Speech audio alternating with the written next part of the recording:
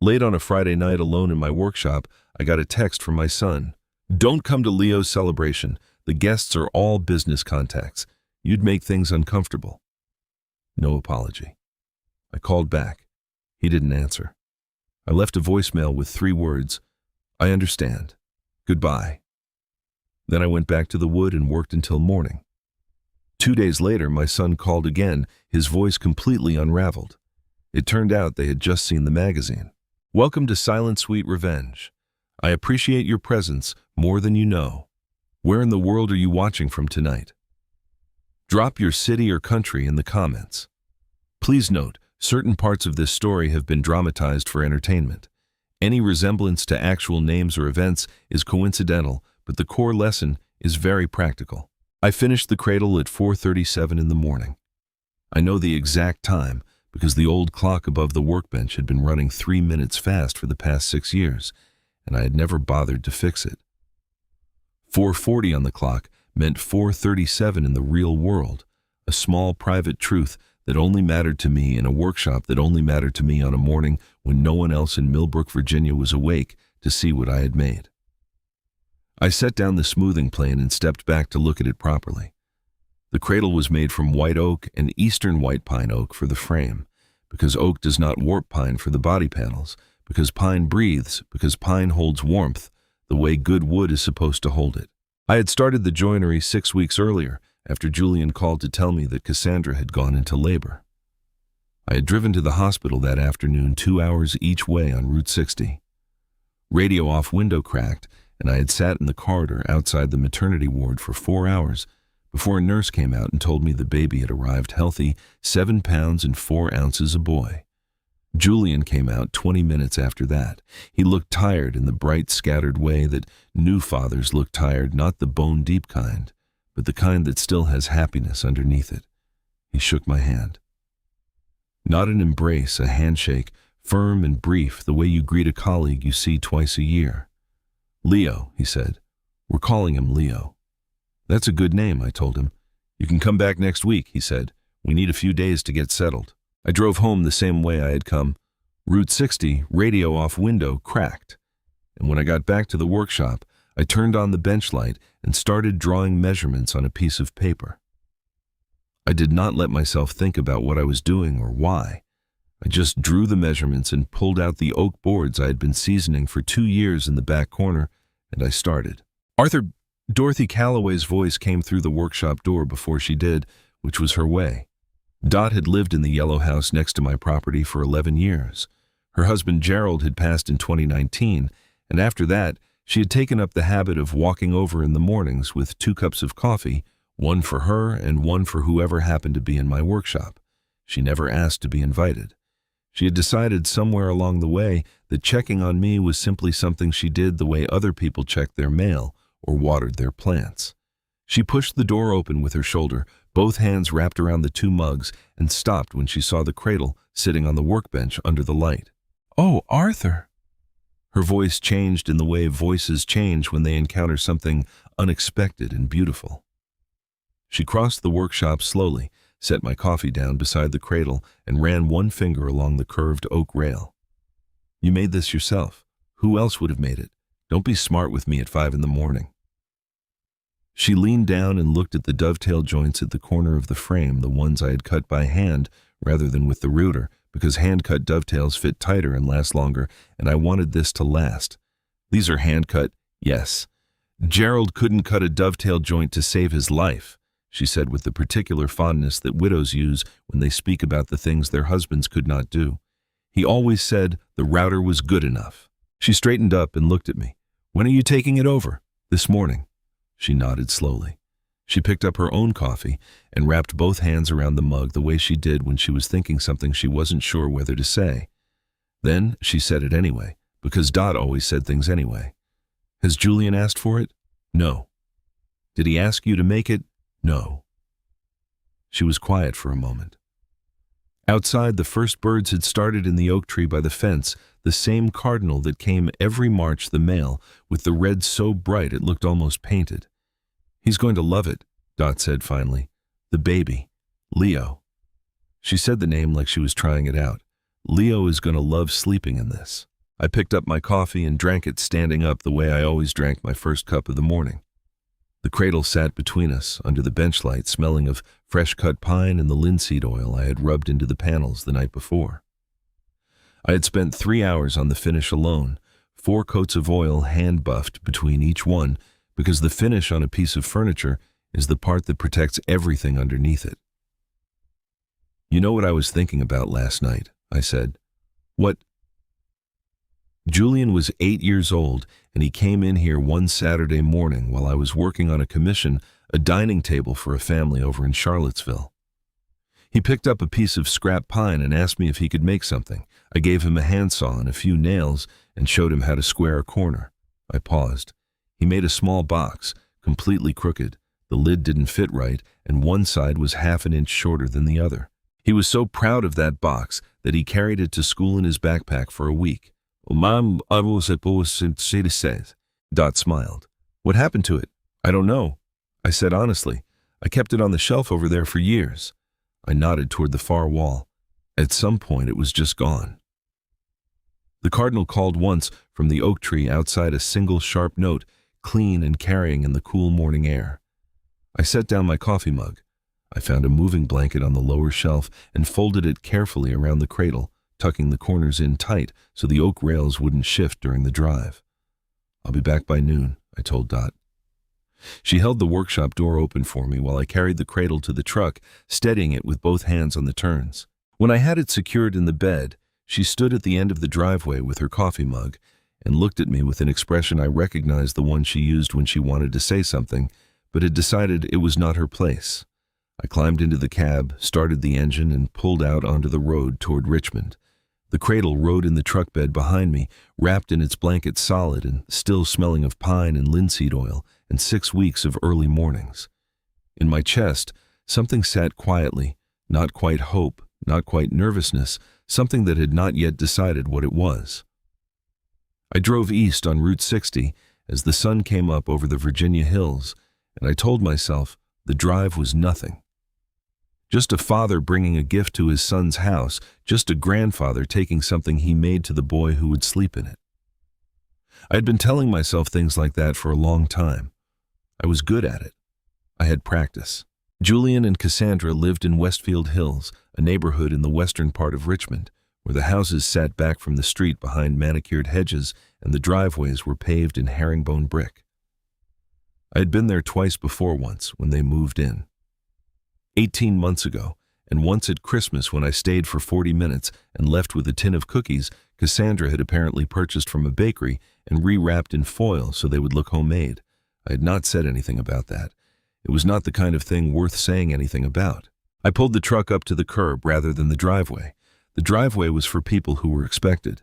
Julian answered the door on the second knock. He was wearing a collared shirt already at 9 in the morning on a Saturday, which told me he was either expecting someone else or had simply become the kind of man who dressed like he was expecting someone else at all times. He looked at me first, then he looked past me at the truck, then he looked at the moving blanket in the truck bed and the shape of what was underneath it. "Dad?" He said it the way people say a word when they are buying themselves a second to think. "I didn't know you were coming." "I called Thursday," I said. "You didn't pick up. I've been slammed at work." He stepped back to let me in, not fully, just enough. "What's in the truck?" "Something for Leo, let me bring it in." He followed me to the truck and watched me lift the cradle out of the bed, still wrapped in the moving blanket. It was heavier than it looked, solid oak frame, the kind of weight that means something was built to last. I carried it up the front walk and into the entryway, and I set it down on the marble floor and pulled the blanket away. The cradle sat there under the entryway, light white oak frame, pine body panels the color of warm honey, the curved rockers. I had steam bent over 3 separate sessions because the first 2 had cracked, and I had started over without telling anyone. The dovetail joints at the corners were tight and clean. The finish caught the light the way good oil-rubbed wood catches light, not shiny but deep, like something that had been patient for a long time. Julian looked at it. I watched his face do its calculation, the slight tightening around his eyes, the small compression of his mouth that he had been doing since he was a teenager, whenever he encountered something he needed to find a polite way around. "You made this," he said. "Yes, by hand." That's generally how it's done. He crouched down and looked at one of the corner joints, and for just a moment, something crossed his face that I recognized the same expression he had worn at 8 years old, standing in the workshop, holding a crooked pine box, looking at what his hands had made, and feeling the specific pride of having built something real. Then the moment passed, and he stood up, and the calculation came back. "Dad, it's a beautiful piece of work, it really is." He put his hands in his pockets. But Cassandra's parents already had the nursery set up. The crib came from a specialty importer and New York Italian manufacturer, Solid Beach, the whole thing. He paused. It really wouldn't fit the aesthetic of the room. I looked at the cradle, then I looked at my son. "The aesthetic of the room," I said. "I'm not trying to be dismissive." His voice had taken on the careful tone of a man who has practiced this particular kind of conversation. "It's just that everything in Leo's nursery is already coordinated. Cassandra spent months on it. If I bring in a—" He stopped, seemed to choose his next word with some effort. "A different piece, it's going to create a problem I don't need right now." Cassandra appeared at the top of the stairs then. She was dressed in a cream blouse and dark slacks. Her dark hair pulled back, and she looked at the cradle the way people look at things they have already decided are not for them. Her gaze moved from the cradle to me, and she produced a smile that was technically a smile. "Arthur," she said, coming down the stairs, "we weren't expecting you." "I should have called ahead," I said. "I brought something for Leo." She looked at the cradle again briefly. "That's very thoughtful." She touched Julian's arm just lightly, which I understood was a signal of some kind. "Sweetheart, maybe we can find a spot for it in storage for now, until we figure out the right place." Julian nodded with the quick relief of a man who has been offered an exit. "Yeah, absolutely. We've got room in the basement storage area. It'll be safe down there." I wanted to say something then. I could feel the words stacking up behind my teeth, not angry words, just true ones. I wanted to say that I had steam bent those rockers 3 times because the first 2 cracked, and that the oil finish had taken 4 coats and 12 hours of work, and that white oak does not warp in humidity the way beech does, which meant this cradle would outlast the Italian import by 40 years.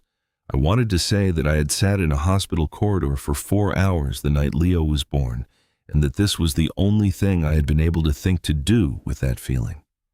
I didn't say any of it. There is a kind of silence that is not defeat, it is economy.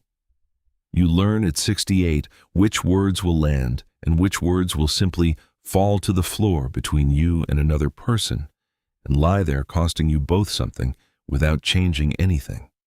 I had learned that a long time ago. I just hadn't always practiced it. "The basement is fine," I said. Julian carried the cradle downstairs himself, which I thought was either courtesy or guilt, probably both. When he came back up, he was straightening his collar. "You want coffee?" he asked. "No, thank you." "Leo's sleeping right now, but you could—" "I won't wake him." I picked up the moving blanket from the entryway floor and folded it under my arm. I just wanted to drop it off. Cassandra had moved into the kitchen doorway, one hand resting on the frame. She said pleasantly, "It was good to see you, Arthur." "You too," I said, because there was no other reasonable answer. Julian walked me to the door. On the porch, he reached into his back pocket and produced a folded check. He held it out to me, not awkwardly, which was the part that stayed with me afterward. He held it out like it was a normal thing, the natural conclusion to the transaction. "Get yourself something," he said, "for the materials and the time." I looked at the check. I looked at my son's hand holding it. His fingers were steady, which told me he had thought about this moment beforehand and prepared for it, which meant the check had not been an impulse. It had been a plan. "Keep it," I said. "Dad, keep it, Julian." I walked down the porch steps and back to the truck. I drove 2 blocks before I pulled over, not because I needed to, but because my hands had started to ache the way they always ached in cold weather, and I wanted to flex them before I got back on the highway. I sat there on the quiet residential street and flexed my hands on the steering wheel one at a time and looked at the moving blanket on the passenger seat, the blanket that had carried the cradle here and would carry nothing home. Down in that basement in the dark, the white oak and pine sat waiting in the careful quiet of something built to last. I started the engine and pulled back onto the road. 2 weeks passed. The way weeks pass when you are 68 years old and live alone, not quickly, not slowly, but with a kind of steady weight like water moving through a wide, flat river. I worked in the shop. I finished the cabinet for the family on Elm Street. I started a side table commissioned by a woman in Charlottesville who had seen my work at a neighbor's house and called 3 times before I agreed to take the job. I did not call Julian. He did not call me. On the Wednesday of the second week, I drove to Westfield Hills again. I told myself I was going to see Leo. That was the whole truth of it. I wanted to see the boy. I parked on the street again. The herringbone brick driveway held 2 cars today. Julian's silver Audi and a black Mercedes with a personalized plate that read STRLNG1. I did not know that plate yet. I would learn it shortly. I walked up to the front door and rang the bell. No one answered for long enough that I considered leaving. Then, through the tall, narrow window beside the front door, I saw movement Julian crossing the entryway. He stopped when he saw me through the glass. Something moved across his face there, and gone so fast, I might have imagined it if I had been the kind of man who imagined things. He opened the door 4 inches. "Dad." His voice was low and tightly controlled. "You didn't call. I wanted to see Leo. Today isn't a good time." He glanced back over his shoulder into the house. "We have company." "I don't need to stay long," I said. 10 minutes. "Dad." The word came out harder this time with a kind of pressure behind it, like something being held shut. "I said it's not a good time." I looked past his shoulder into the living room. Through the wide doorway, I could see a portion of the sitting area, the cream sofa, the low glass table, and in the leather armchair near the fireplace, a man I had never met sitting with his legs crossed and a crystal glass of something amber balanced on his knee. He was perhaps 60, heavy across the shoulders, with the careful grooming of a man who considered his appearance a professional matter. He was reading something on his phone and had not looked up. Beside the armchair on the hardwood floor, Julian's shoe shine kit sat open, the wooden box he had apparently purchased at some point. Because Julian had not owned a shoe shine kit when he lived in my house, I was certain of that. And kneeling on the floor next to the box with a soft cloth in one hand and a tin of dark wax in the other was my son. He had been kneeling there when I rang the bell. He had crossed the entryway and opened the door. And now he needed to go back because the man in the armchair had not acknowledged the interruption and was clearly not going to. I stood on the porch and looked at my son's face and understood the whole geometry of it in one long, quiet moment, the way you understand a woodworking problem when you finally see the grain running in the wrong direction. The man in the chair was Richard Sterling, Julian's father-in-law, the man whose daughter Julian had married and whose approval Julian had apparently decided was worth kneeling on a hardwood floor to maintain. "You should go back inside," I said. My voice came out steadier than I expected. "Don't let me interrupt." Relief crossed Julian's face so fast it hurt to see. "I'll call you this week, Dad. I promise. We'll set up a proper visit." "Sure," I said. "And Dad," he lowered his voice further, almost to nothing, "please don't mention that you stopped by. It would just complicate things right now." I looked at my son for a moment. He was 38 years old. He had my mother's eyes and his mother's jaw, and somewhere inside him was the 8-year-old boy who had carried a crooked pine box to school in his backpack for a week because he had built it himself and he was proud of it. I looked for that boy in his face, and I could not find him. "I won't mention it," I said. Julian nodded, quick and grateful, and eased the door shut. I walked back down the porch steps. My left knee had been giving me trouble since February, a stiffness that worsened in cold weather, the kind of thing you ignore until you can't, and I felt it on every step down. At the bottom, I stopped and turned around, not back toward the house, but toward my truck. And I caught my own reflection in the driver's side window as I approached an old man in a canvas jacket, standing on a quiet Richmond street in the pale afternoon light, looking at himself in a truck window. I climbed in. I sat. The engine ticked in the cold. Richard Sterling had not looked up from his phone once. Not when the doorbell rang. Not when Julian crossed the room, not during the whole long minute of conversation at the door. He had simply sat in the armchair with his crystal glass and let the interruption work itself out, the way men do when they are absolutely certain the world will arrange itself around their comfort. I thought about Leo upstairs in that house, 6 weeks old, sleeping in an Italian crib in a room I had never been allowed to see. I thought about the white oak cradle sitting in the basement in the dark. Then I started the engine. I drove home on Route 60 with the heat running and both hands on the wheel. When I got back to the workshop, I went straight to the workbench, picked up the smoothing plane, and went back to work on the Charlottesville side table. The wood was cherry, close-grained, and cooperative, the kind of material that rewards patience.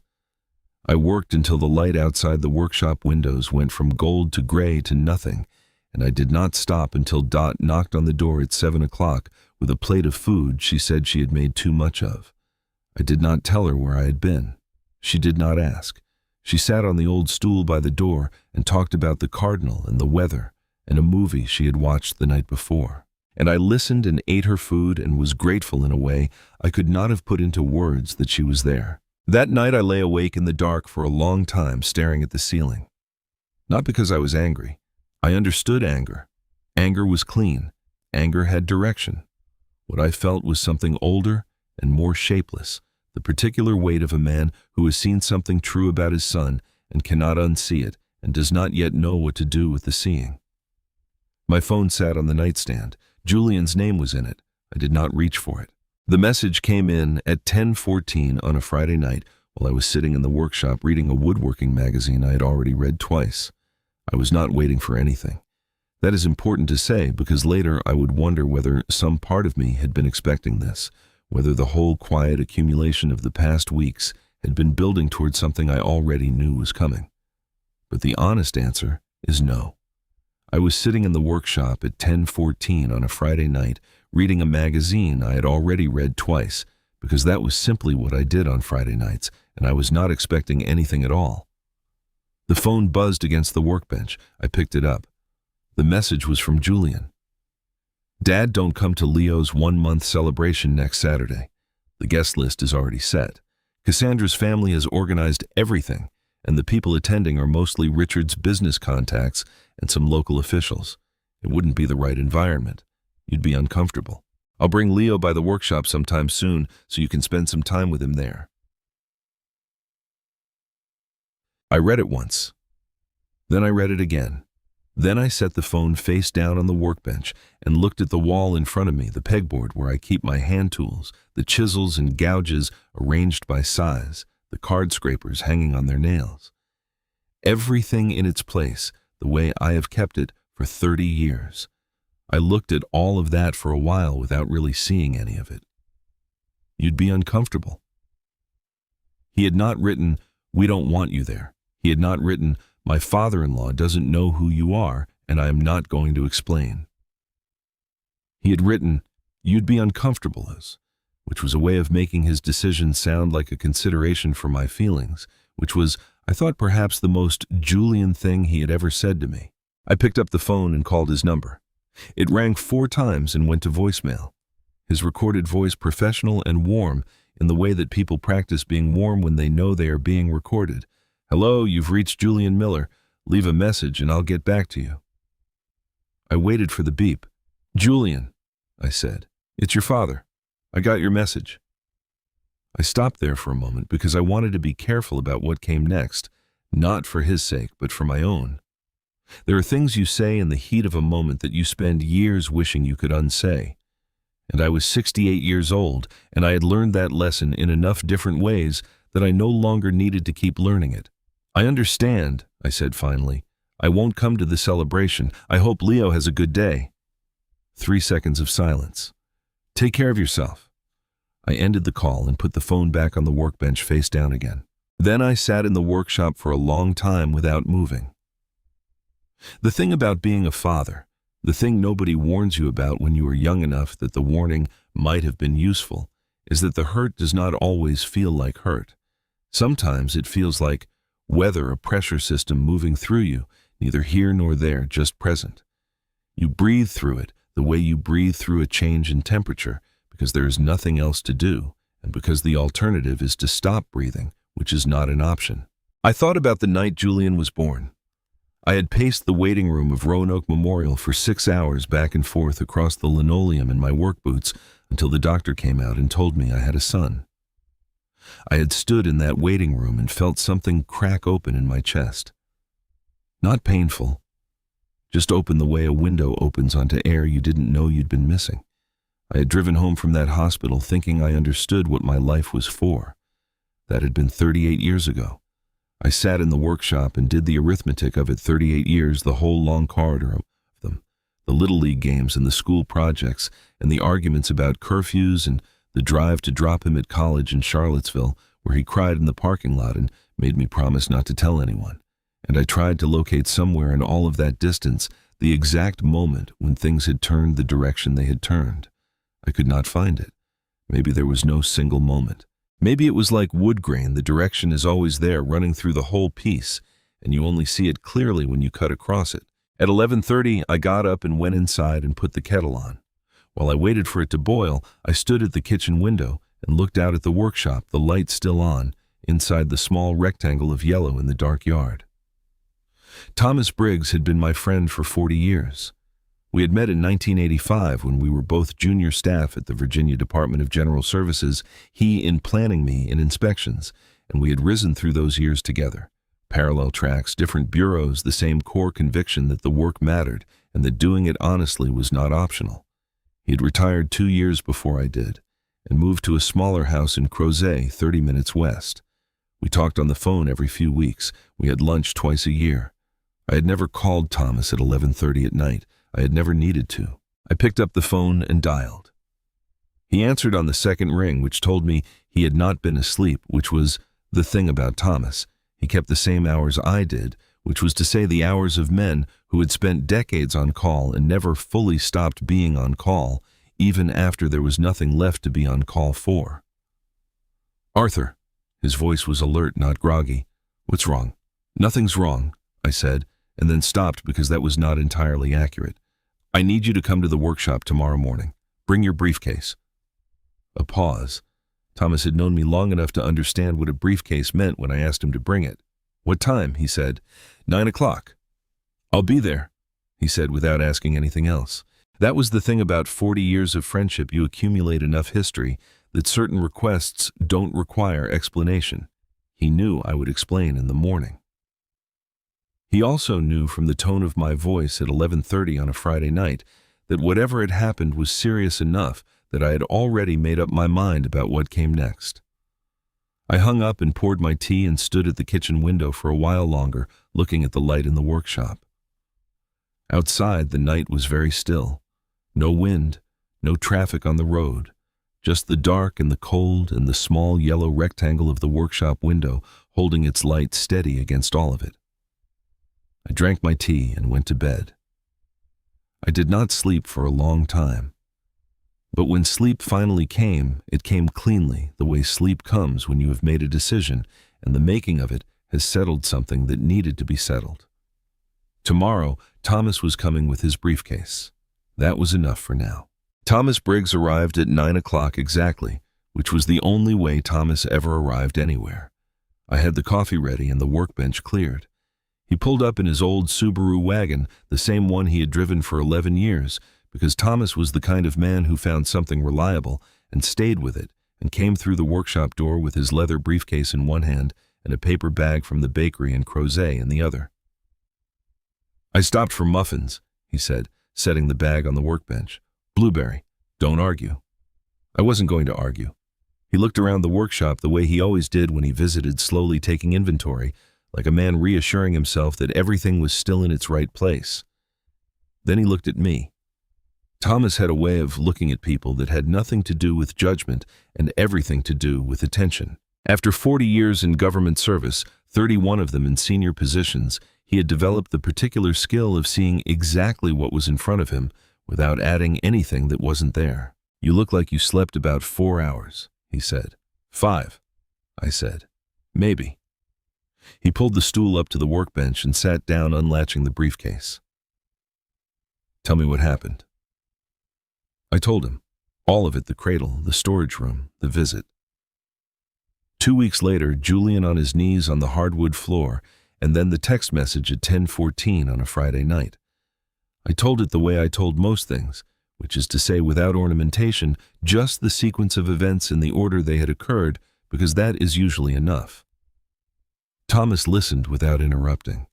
When I finished, he was quiet for a moment, his hands flat on the briefcase lid. "How long has it been like this?" he asked. "Getting worse for about 2 years, I said, since he married Cassandra and moved into that house. But the direction has been there longer than that." Thomas nodded. He opened the briefcase and took out a legal pad and a pen. "All right," he said. "Walk me through what you want to do."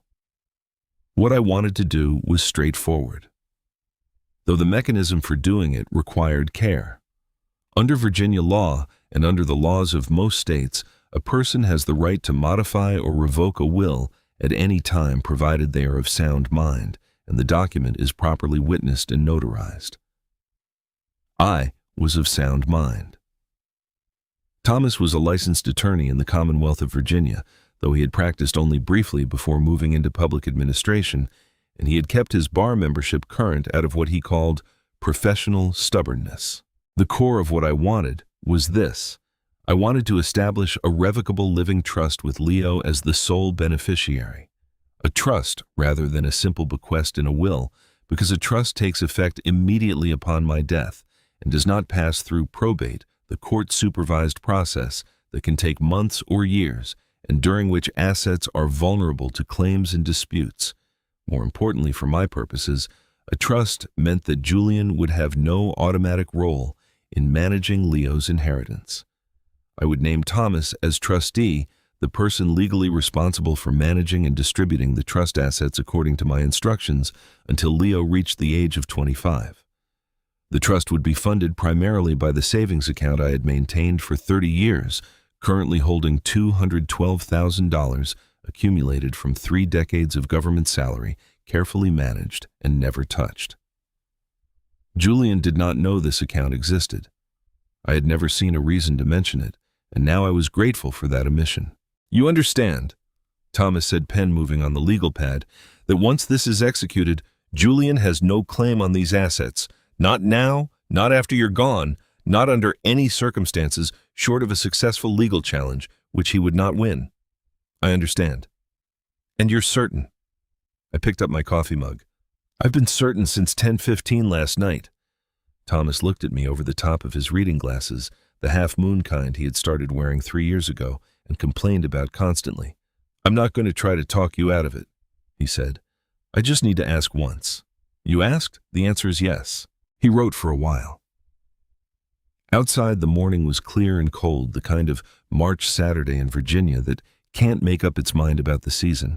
Bright sunlight through windows that do nothing to cut the chill. I refilled both our coffees and ate one of the blueberry muffins and watched Thomas work the familiar scratch of his pen on legal paper.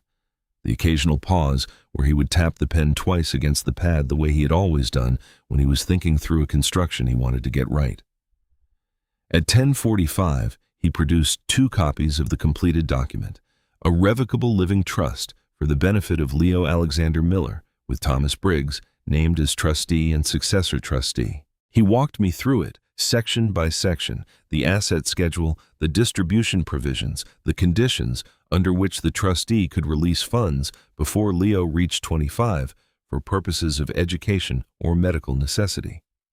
He explained each clause in plain language before asking me to confirm I understood it, which was how Thomas had always worked, because he believed that a document a person didn't fully understand was not a document they had truly signed.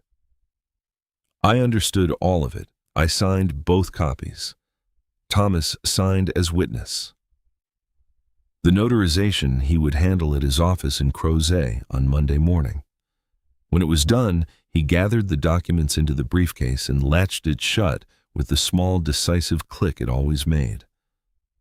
We sat for a moment without talking, drinking our coffee. The workshop was quiet except for the birds outside and the occasional settling sound of the old building adjusting to the morning temperature. Thomas set his mug down and looked at the far corner of the workshop, where the white oak cradle sat on its side against the wall, still showing the marks of the moving blanket straps. He looked at it for a long moment. That the cradle, he said. Yes. Leo's going to sleep well in that, he said. White oak doesn't move.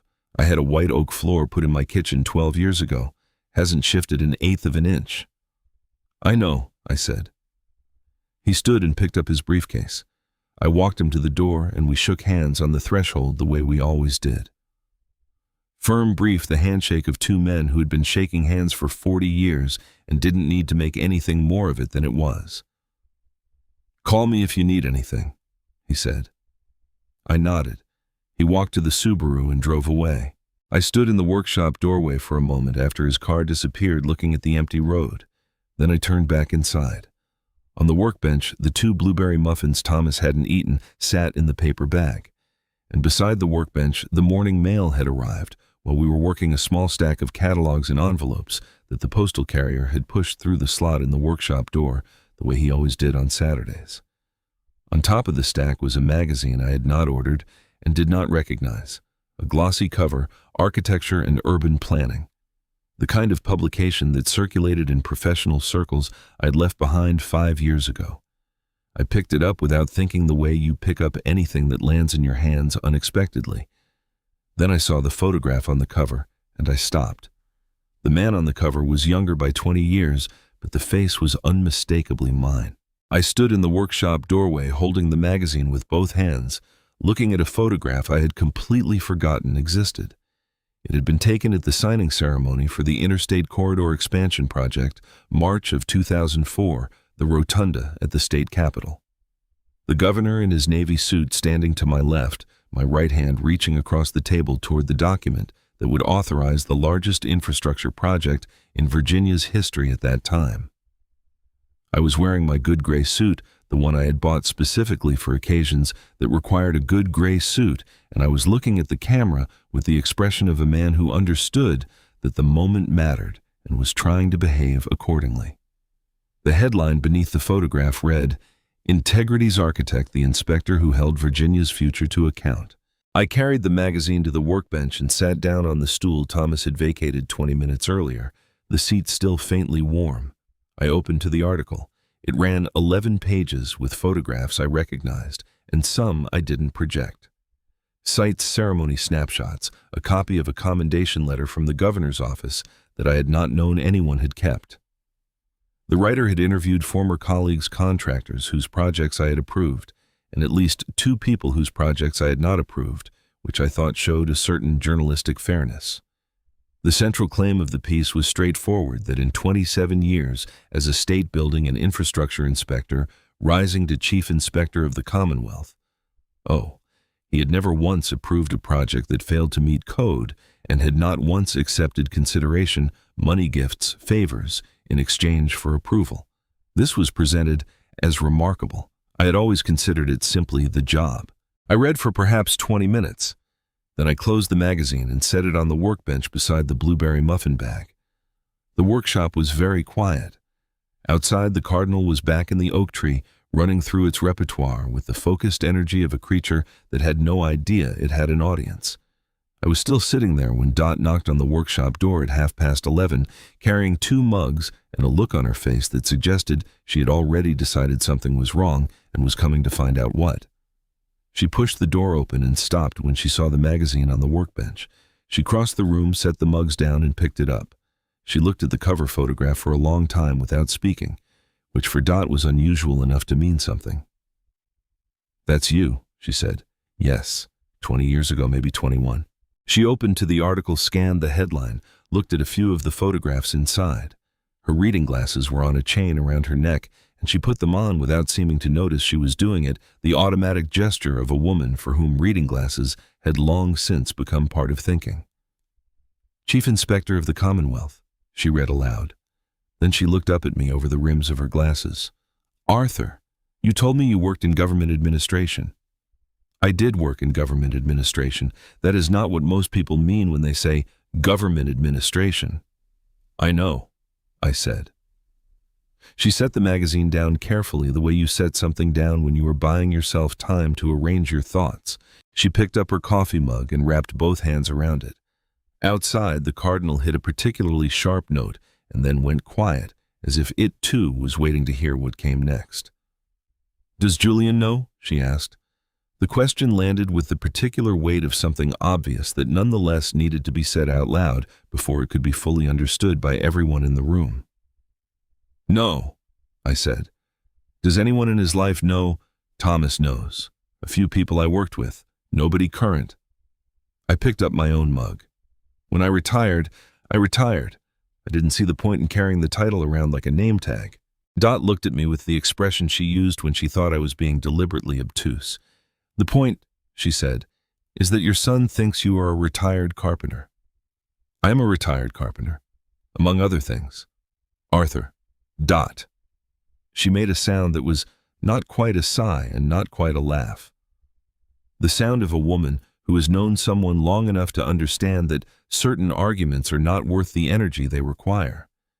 She picked up the magazine again and looked at the cover photograph once more, and something shifted in her expression, softer this time, something that might have been sadness. "You never wanted him to respect you because of a title," she said, not a question. "No," I said.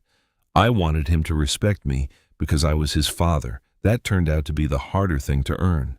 She put the magazine down and didn't say anything after that, which was the right response.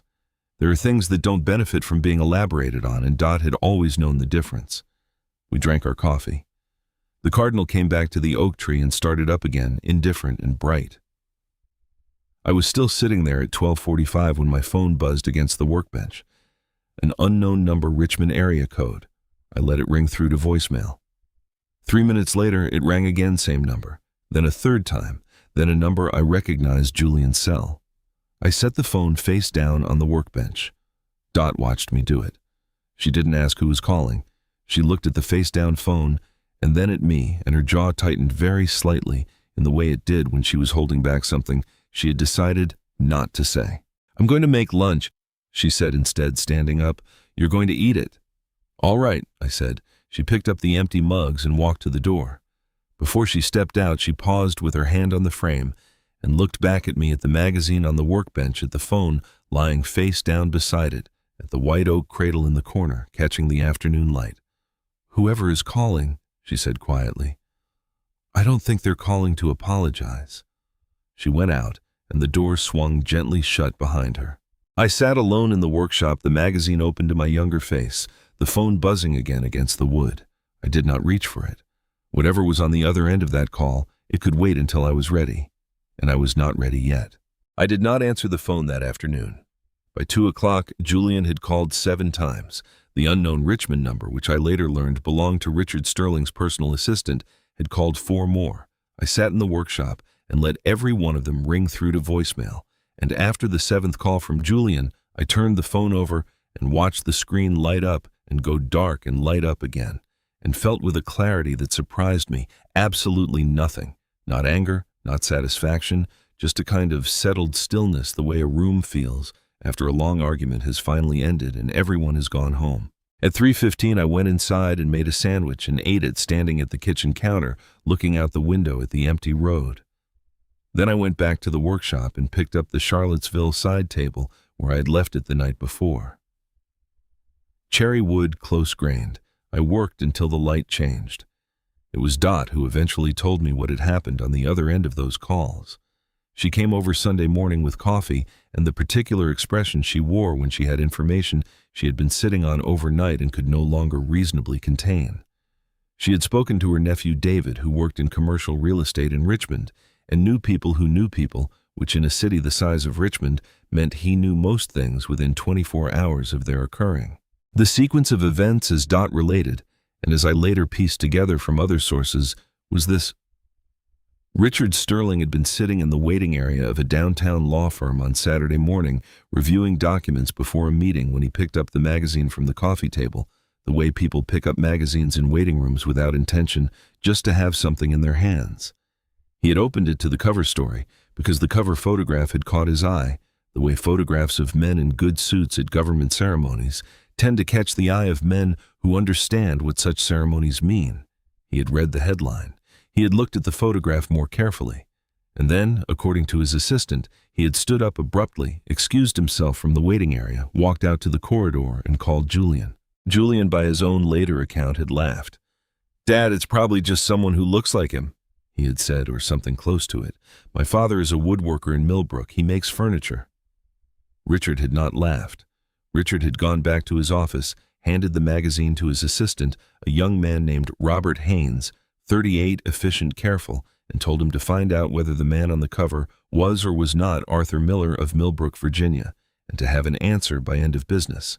Robert Haynes, from what I came to understand of him, was the kind of person who did exactly what he was asked to do, and did it well, and did not embellish the results. He had spent Saturday afternoon making calls to the Virginia Department of General Services, to the State Archives Office, to two former colleagues of mine whose names appeared in the article. By 5 o'clock, he had a confirmation the man on the cover of the magazine was Arthur James Miller, formerly Chief Inspector of the Commonwealth of Virginia, retired 2019, currently residing in Millbrook.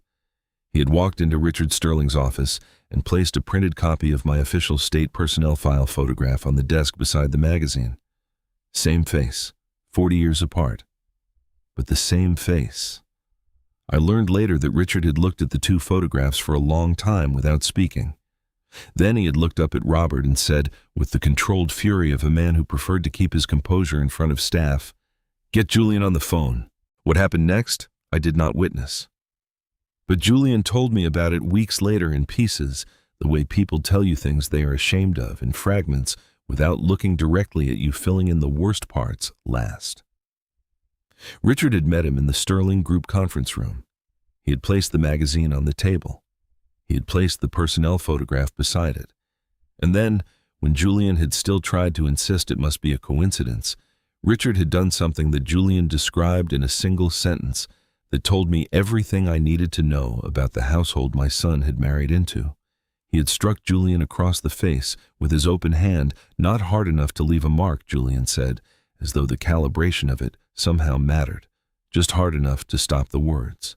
"You have been telling my daughter," Richard had said in the silence that followed, "that your father is a retired woodworker with no connections and no relevance. You have been telling her that for 2 years. You have let her believe it. You have let me believe it." Julian had not answered. "Do you understand?" Richard had continued, his voice dropping to the register that powerful men use when they want to make certain they are heard. "What this man's former colleagues currently control, the Infrastructure Review Board, the Commercial Permitting Office, the State Construction Arbitration Panel." A pause. "Every office that is currently reviewing our downtown expansion project for potential code violations. The Downtown Expansion Project, a $47 million mixed-use development on the north side of Richmond, had been under review for 11 months. Sterling Group's legal team had been quietly managing a series of structural and environmental compliance questions that had the potential, if not resolved, to result in the project's suspension. Julian had understood then what he had not understood before, which was that his father-in-law was not calling him into a conference room to discuss family dynamics. He was calling him in because the man Julian had spent 2 years dismissing as a furniture maker in a small town had just become overnight the most important person in Richard Sterling's professional universe. And I had not been answering my phone. I listened to Dot tell me all of this on Sunday morning, sitting on the stool by the workbench, my coffee going cold in my hands. When she finished, the workshop was very quiet. "How do you feel?" she asked. I thought about it honestly, the way she deserved. "Tired," I said. "Mostly just tired." She nodded, as though that was exactly the right answer. Outside, the cardinal had not yet arrived for its morning performance. The oak tree stood empty against the pale sky, all its branches bare and patient, waiting for whatever came next. My phone buzzed against the workbench. I looked at the screen. Julian. Again. This time I picked it up. Julian's voice when he answered had the texture of a man who had not slept. "Dad?" The word came out rough and unguarded, in a way I had not heard from him in years, not since he was maybe 22, 23, calling from Charlottesville after a bad exam before he had learned to sand down his edges before speaking to me. "Dad, I need to talk to you." "You're talking to me," I said. A long exhale. "I know you're angry." "I'm not angry, Julian." "Then what are you?" I thought about Dot's question from 20 minutes earlier and gave him the same honest answer. "Tired," I said. talk. He talked for 11 minutes. I know the length because I watched the call timer on the phone screen while he spoke, not out of impatience, but because I had learned long ago that tracking small concrete details helped me stay focused when the larger thing happening was difficult to absorb cleanly. He told me about the conference room. He told me about Richard's face when Robert laid the photographs side by side on the table. He did not tell me about the open-handed strike that came later in pieces, but he told me enough that I could feel the shape of what had happened in that room, the way you can feel the shape of furniture in the dark without being able to see it. "Dad," he said finally, when the 11 minutes had run their course, and he had told me everything he was ready to tell me. "Richard wants to meet you." "I imagine he does," I said. "He's going to send someone to the workshop this afternoon just to introduce the idea. No pressure." He paused. "His assistant, Robert." "I know who Robert is," I said, though this was not precisely true.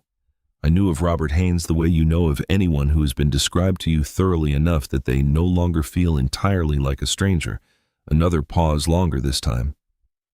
"Dad, I'm sorry about the text message, about the party." I let the apology sit in the air for a moment without picking it up. There are apologies that come from genuine remorse, and apologies that come from changed circumstances, and it requires a certain discipline to receive both kinds with the same measured response, because the discipline is not for the other person, it is for yourself. "I'll talk to Richard's man when he comes," I said. "That's all I'm agreeing to." Julian said, "Thank you, Dad," with such visible relief that I could hear it through the phone, and we ended the call. Robert Haynes arrived at 2:30 that afternoon in a dark blue sedan, dressed in a charcoal blazer and tan chinos, carrying nothing. No briefcase, no folder, nothing that suggested an agenda, which told me the agenda was the point and the emptiness was strategic. He was perhaps 38, with the careful, unhurried manner of someone who had learned early that the most effective way to move through a room was to give the impression of having nowhere urgent to be. I met him at the workshop door and shook his hand and offered him coffee, which he accepted. He looked around the workshop the way he always did when he visited, slowly taking inventory. But where Thomas had been reassuring himself that things were in their right place, Robert was doing something different. He was reading the room the way a professional reads rooms, cataloging, assessing, looking for the information that a space gives up about its inhabitant when the inhabitant isn't paying attention. I let him look. I had nothing to hide in the workshop. Everything in it was exactly what it appeared to be. We sat on the stools by the workbench.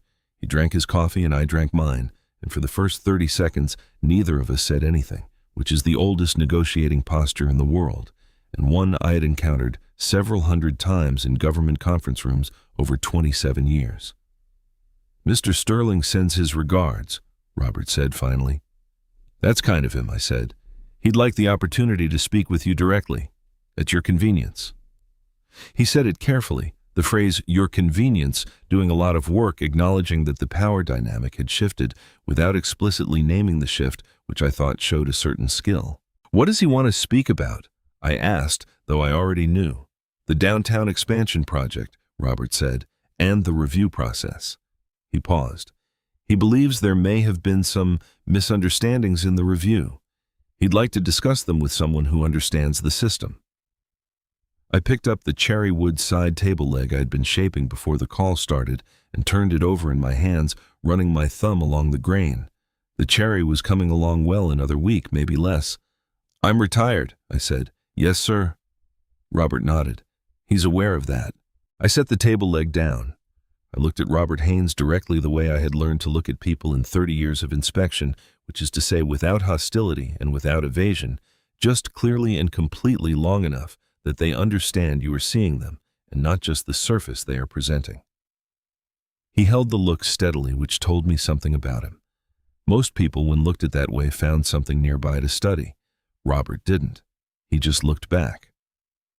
"Tell me something," I said. "Not about the project, about yourself." He blinked once, the smallest recalibration. "What would you like to know? How long have you worked for Richard Sterling?" 8 years.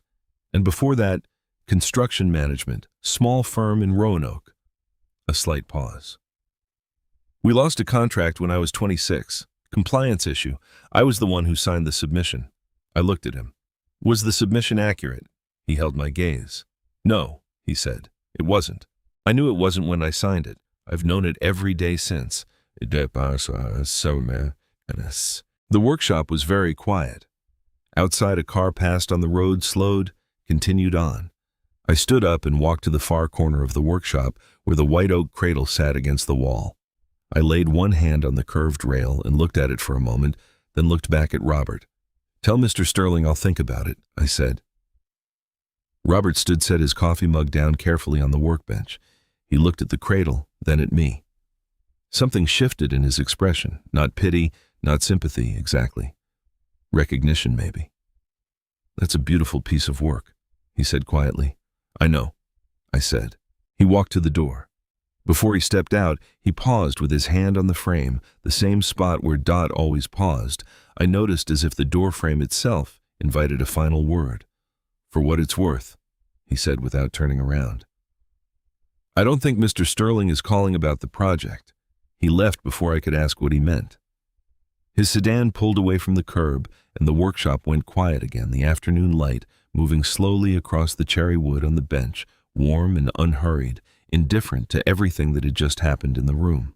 Robert's sedan had been gone for perhaps 40 minutes when I heard a car pull up outside.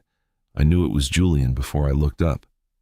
There are sounds a parent learns to recognize over 38 years, the particular way a specific person closes a car door, the specific rhythm of a specific set of footsteps on gravel.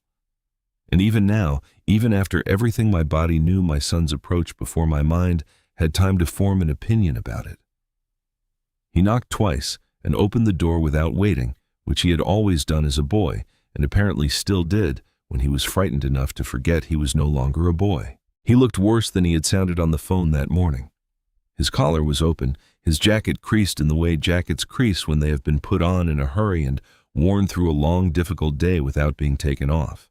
His eyes were red at the rims, not from crying, I thought, but from the particular strain of a man who had spent several hours trying to hold himself together in front of people he needed to impress, and had found the effort more costly than he had anticipated. He stood in the doorway of the workshop and looked at me across the workbench, and for a moment neither of us moved. Then Julian crossed the workshop floor, and he went down onto both knees on the concrete in front of me. I had not expected that. Even knowing what I knew about the situation, even having heard from Robert what the stakes were for the Sterling Group, I had not expected my 38-year-old son to kneel on the floor of my workshop the way he had knelt as a child when he dropped something breakable and was trying to minimize the damage before I noticed. The gesture was so raw and so unguarded that it took me a moment to process it.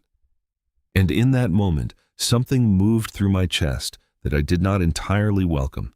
Not softness exactly, but the memory of softness, the ghost of a feeling I had spent several weeks carefully setting aside.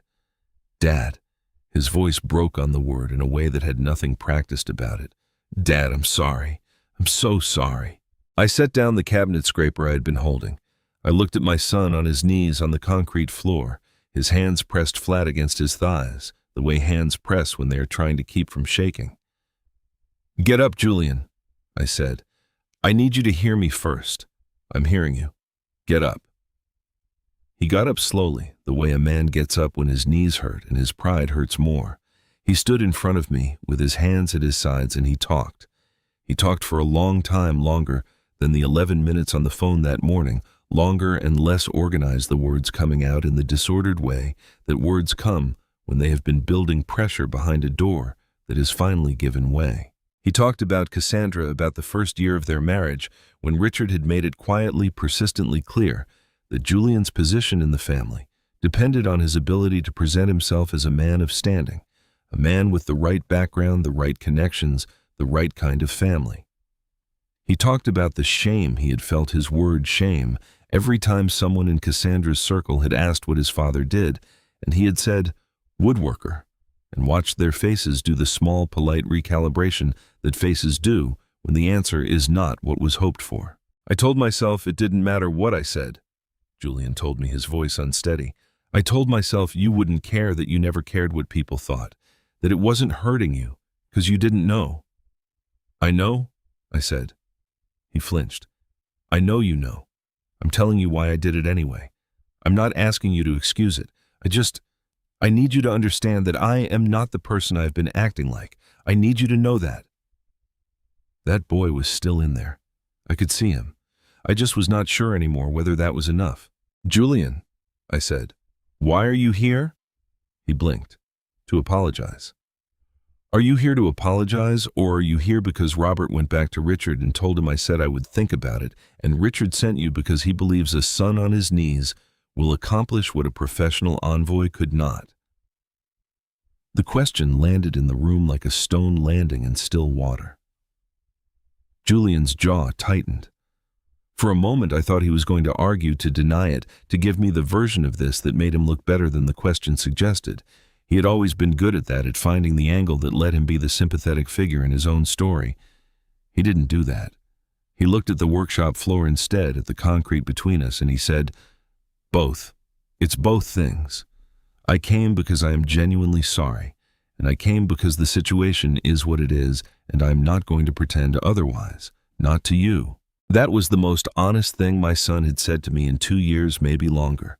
I was quiet for a moment, turning what he had said over the way I turned wood over before cutting it, looking at the grain, looking for weaknesses, looking for the places where it might split under pressure. I'll come to the party, I said. Julian exhaled so sharply it was almost a sound. Dad, I'll come to Leo's celebration. I held up one hand to stop whatever was coming next. But I am coming for Leo, not for Richard, not for the downtown expansion project, not for you. Do you understand the difference? Julian nodded fast and emphatic, the nodding of a man who would have agreed to almost anything in that moment. There's one more thing, I said. He waited. I'm coming as myself. I'm not going to perform anything for Richard Sterling's benefit. I'm not going to make phone calls or pull strings or have conversations that serve his interests. I will walk in the door, I will give Leo his gift, and I will conduct myself the way I have always conducted myself. That is all I am agreeing to. Julian said, I understand. And his voice had gone quiet in a different way now. Not the quietness of relief, but the quietness of a man who has just heard something true about himself and is not yet sure what to do with it. Go home, I said. Get some sleep. You look terrible. He almost smiled at that. Almost. He walked to the door, and this time he did not pause at the frame the way Robert had, the way Dot always did. He walked straight through and out into the late afternoon, and I heard his car door close his particular way of closing it, and the engine start and the tires on the gravel going quiet as he reached the road. I stood alone in the workshop. On the workbench, the cherry wood side table leg sat waiting where I had left it. On the far wall, the white oak cradle held its place in the corner. Through the window, the light had gone the color of old brass, the particular gold of a Virginia afternoon in late March, when the season has finally made up its mind. I picked up the cabinet scraper and went back to work. I wore the gray suit. It was the same suit I had worn to the signing ceremony in 2004, the one in the photograph on the magazine cover, because it was the only suit I owned that was worth wearing to an event of this kind, and because I saw no reason to pretend otherwise. I had taken it to the dry cleaner in town on Tuesday, and it had come back on Thursday in a plastic sleeve, smelling of something chemical and clean. I hung it on the back of the workshop door for 2 days, the way I always hung good clothes in the workshop, so the wood smell would work its way into the fabric and soften whatever the dry cleaner had done to it. Dot watched me load the hatchback from her front porch arms, crossed against the evening chill. You look respectable, she called across the yard. I'm always respectable, I said. You look at tonight is what I mean. She paused. The suit is good. I drove the 40 minutes to the Sterling estate on the eastern edge of Henrico County with the radio off and both hands on the wheel. The estate sat back from the road behind a low stone wall and an iron gate that stood open for the evening with a uniformed attendant waving cars through onto the gravel drive. I parked where the attendant directed me in a field that had been converted for the occasion into an overflow lot, and I carried the hatchback's cargo, the white oak cradle wrapped again in its moving blanket, up the long gravel path toward the main house. Other guests moved around me on the path. Couples in evening wear, a few men in suits, the particular social energy of a gathering where everyone has dressed to signal something. I walked among them with the cradle under my arm and received a few curious glances that I did not acknowledge because I had spent 27 years walking into rooms where I was not expected and had learned long ago that the most effective response to curiosity was simply to continue moving. The main entrance was a wide portico with 4 stone columns and a pair of doors that had been propped open to allow the flow of arriving guests.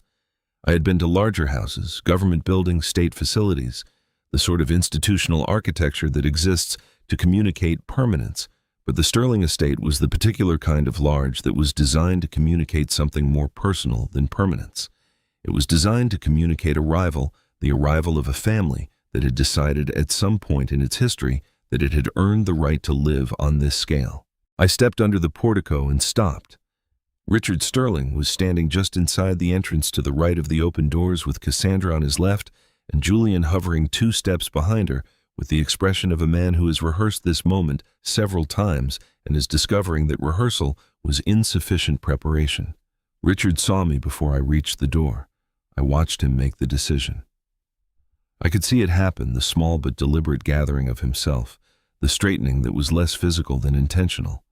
And then he stepped forward out from under the portico and onto the top step and extended his hand. "Mr. Miller," he said. His voice was controlled and even and carried the particular weight of a man who had spent 60 years ensuring that his voice always sounded that way. "Richard Sterling, I'm glad you came." I shifted the cradle to my left arm and shook his hand.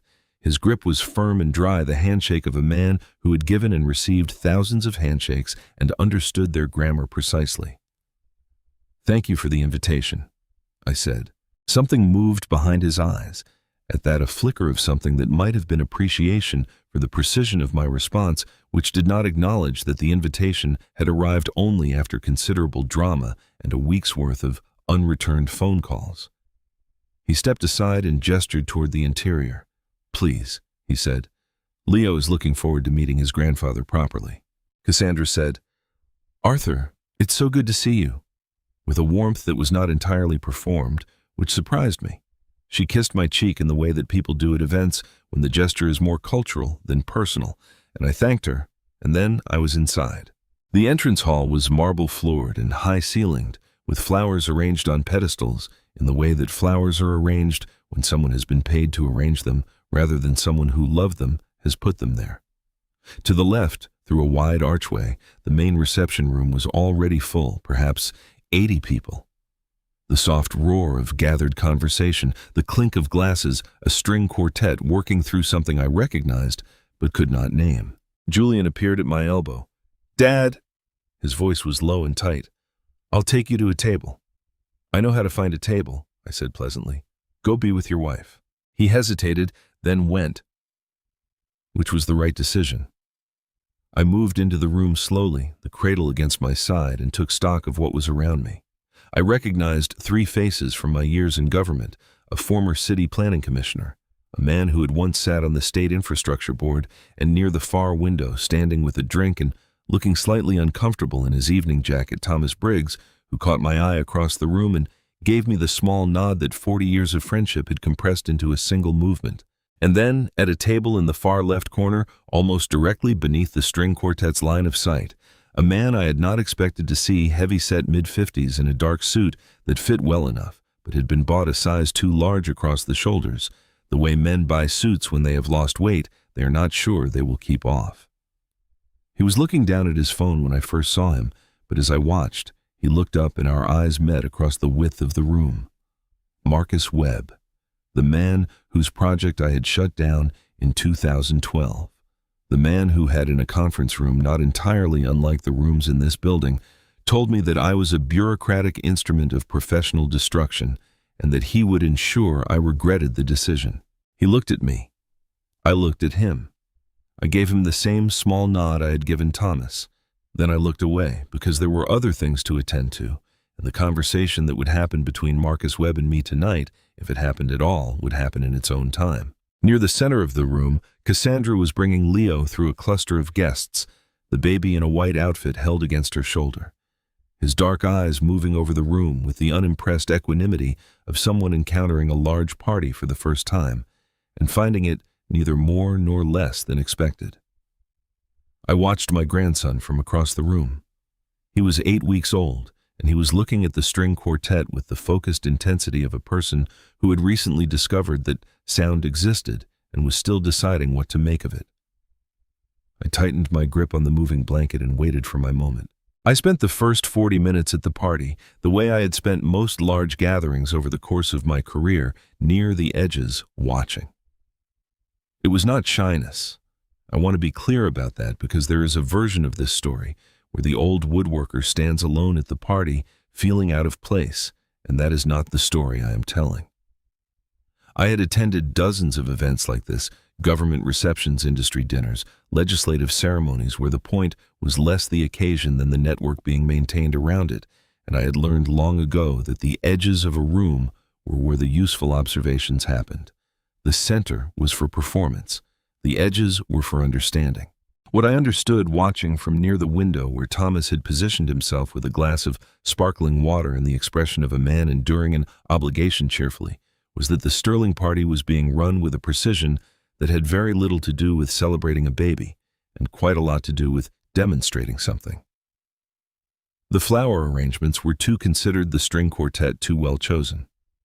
The guest list, from what I could see of it, was less a collection of people who loved Julian and Cassandra than a carefully assembled argument for the family's position in Richmond society. Thomas drifted over at some point and stood beside me. "Nice flowers," he said. "Very nice," I agreed. I counted 4 city council members, 2 state delegates, and a federal magistrate. I counted 5 council members, I said. Thomas raised his glass slightly. "I stand corrected." He looked at the cradle under my arm. "When are you going up?" "When the moment is right." He nodded and drifted away again, which was the correct thing to do. Thomas had always understood the difference between company and presence. Sometimes, what a person needed was not conversation, but simply for another person to occupy the same room. I found Cassandra 20 minutes later near the far end of the reception area in a momentary gap between social obligations, Leo still against her shoulder. She saw me coming and shifted the baby slightly, and I understood this as an invitation. "May I asked and held out my hands. She hesitated for only a fraction of a second, the hesitation of a woman who had spent Leo's entire short life managing, who held him and when and in what context, and then she placed him in my arms. Leo was heavier than I expected. Children always are. You forget between babies that they have the specific solid weight of something that is building itself from the inside, adding density by the hour. He wore a white cotton outfit with small blue stitching at the collar, and he smelled of the particular clean sweetness that newborns carry before the world has had time to leave any other marks on them. He looked up at my face. I looked down at his. He had my eyes, my mother's eyes, dark and wide-set, the kind of eyes that look at things directly without apology. And in the moment I registered this, I felt something move through me that I had not felt in a long time and could not have named precisely if I had tried. Not joy, though there was joy in it. Not grief, though there was grief in it too. Something that contained both of those things, and something older than either of them. "Hello, Leo," I said quietly. Leo made no sound. He continued looking at my face with the focused, evaluating expression of someone who was gathering data about a new thing and had not yet reached a conclusion. I found this entirely reasonable. I had spent 27 years gathering data before reaching conclusions and considered it the correct approach. I held him for perhaps 3 minutes. Then Cassandra was back at my elbow gently, the way mothers return to their children at parties, not because anything is wrong, but because 3 minutes is simply the unit of time after which the need to have your child back in your arms becomes stronger than social courtesy. I gave Leo back. Cassandra looked at me over his head with an expression I had not seen from her before, something careful and a little uncertain, like a person who has just recalculated something and is not yet sure what the new number means. "He does like you," she said, which was more than I had expected her to say. "He doesn't know me yet," I said, "but I intend to fix that." She nodded slowly, and I moved away. The program began at 8:30. A woman with a microphone welcomed the guests, said several things about Leo that were charming and accurate, in the way that professional remarks about babies always are, and then announced that the family had arranged a brief gift presentation before dinner. Julian found me in the crowd. His hand came to my elbow, not steering, just locating. "Dad, you can present from the table if you'd rather. You don't have to go up." I looked at him. I know I don't have to. "I just meant, Julian." I said his name in the way that stops a sentence. "Go stand with your wife." He went. I waited until 3 other gifts had been presented, an elaborate silver rattle from someone's aunt, a framed print of Leo's birth announcement designed by a calligrapher, a stuffed bear the size of a small child, and then I picked up the cradle in both arms and walked toward the low platform at the front of the room. The platform was perhaps 8 inches high enough to be seen from the back of the room, with a microphone stand and a small table where the other gifts had been placed. I stepped up without using the microphone. My voice had always carried a fact that had served me well in inspections and public hearings, and would serve me now. "My name is Arthur Miller," I said. "I am Leo's grandfather." The room quieted. The way rooms quiet when someone speaks without amplification in a setting where amplification is expected. People turned. Julian, near the far wall, had gone very still. Richard Sterling, I noticed, was watching from a position near the center of the room, with the careful assessing look of a man who has released control of a situation and is monitoring what happens next. I set the cradle on the table. I pulled the moving blanket away from it, and the white oak and pine caught the chandelier light, the way good wood catches light, not shining, but glowing, something lit from within rather than from without. "I made this for my grandson," I said. "White oak frame, pine body, hand-cut joinery. It will outlast every other piece of furniture in this room." I paused. "I came here tonight to give Leo this cradle. That is the only reason I'm standing here." I stepped down from the platform. The room was very quiet. Not the uncomfortable quiet of a moment gone wrong, but the particular quiet of a room that has just encountered something it was not prepared for and needs a moment to absorb it. Then, in the far left corner beneath the string quartet's position, Marcus Webb set down his drink and stood up. The guests nearest him glanced over. A few people shifted to see. Marcus was not a small man, and he was not moving hesitatingly. He was moving with the deliberate, unhurried purpose of someone who has decided to do something difficult and has decided to do it properly. He walked across the room toward me, and the crowd parted for him, in the instinctive way crowds part for people who are moving with that kind of intention. He stopped 3 feet in front of me. My heart did not accelerate. My hands did not move. I looked at Marcus Webb across those 3 feet and waited for whatever was coming, the way I had always waited for whatever was coming, with my feet flat on the floor and my eyes open and no particular plan beyond staying exactly where I was. Marcus Webb had the kind of face that had once been open and was now careful, the face of a man who had learned somewhere along the way that openness was a liability he could not afford. He was 52, maybe 53, with the broad shoulders of someone who had spent his younger years doing physical work before moving into the offices that managed it, and his dark suit, a size too large across those shoulders, gave him the look of a man who had recently shed something he had been carrying for a long time. He stood in front of me for a moment without speaking, and the room around us had gone quiet in the particular way that rooms go quiet when something real is happening in the middle of a great deal of performance. "Mr. Miller," he said. His voice was steady but effortless, the steadiness of a man gripping something tightly enough that his hand did not shake. "Marcus," I said. He blinked at the use of his first name, a small recalibration, then he pressed forward. "You shut down my project in 2012, and December 2012, he said. The Northside warehouse conversion on Chamberlain Avenue. You came to the site, you reviewed the structural submissions, and you issued a stop work order the following Tuesday." He paused. "I lost $400,000 in sunk costs and the better part of a year's contracts. I stood in my office and I told my project manager that Arthur Miller was the most destructive bureaucrat I had ever encountered in 20 years of construction." The room was very still. Near the far wall, I was aware of Julian's presence without looking at him, the particular stillness of a person who has stopped breathing in order to hear something more clearly. I remember the project, I said. The load-bearing calculations in the third-floor submission were based on the original warehouse framing from 1961. The framing had been partially replaced in 1988 with materials that did not match the load rating of the originals. The submission did not account for that discrepancy. Marcus nodded once slowly. I know, he said. I knew at the time. I thought it was close enough. He stopped. I want to tell you what happened 3 years later. All right, I said. The building next door, same block, same era, same construction type, had been converted by a different developer. Different inspectors signed off. In July of 2015, the northeast corner of the third floor gave way during a tenant's moving day.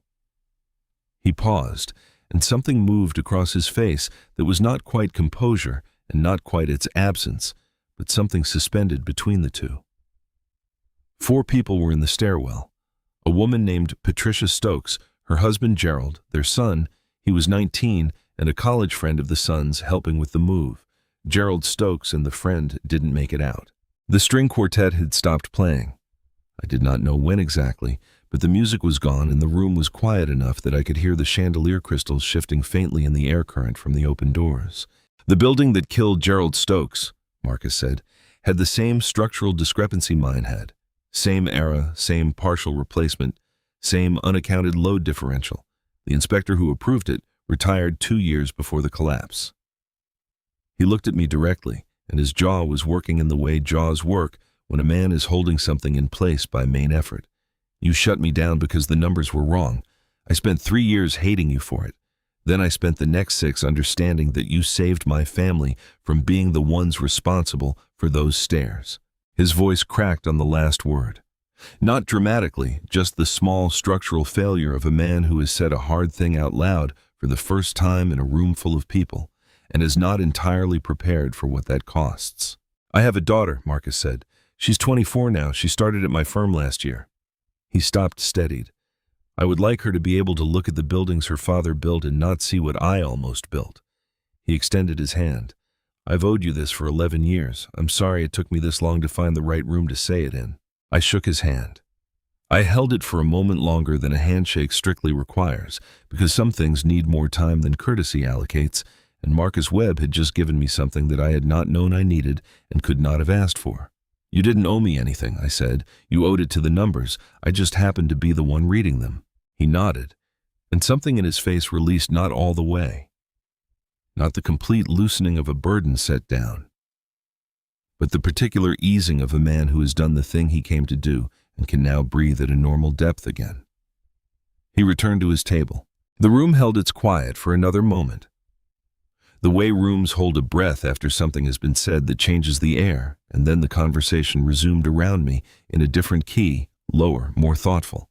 The social register of people who have just witnessed something they had not expected and are not quite sure where to put it.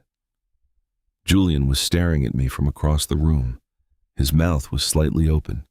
He looked like a man who had just watched someone he thought he knew walk into a room he had not known existed. I let him stare.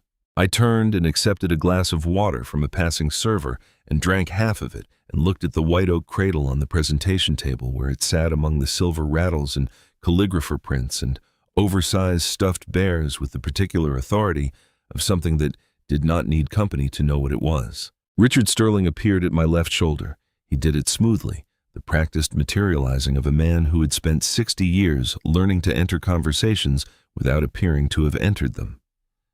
He had a glass of something amber in his right hand and a cream-colored envelope in his left, and he set the envelope on the table beside me with the casual gesture of someone setting down a coaster. "Remarkable man, Webb," Richard said, as though we had been in the middle of a conversation. "Known him for years. Good contractor when he's managed properly." I looked at the envelope.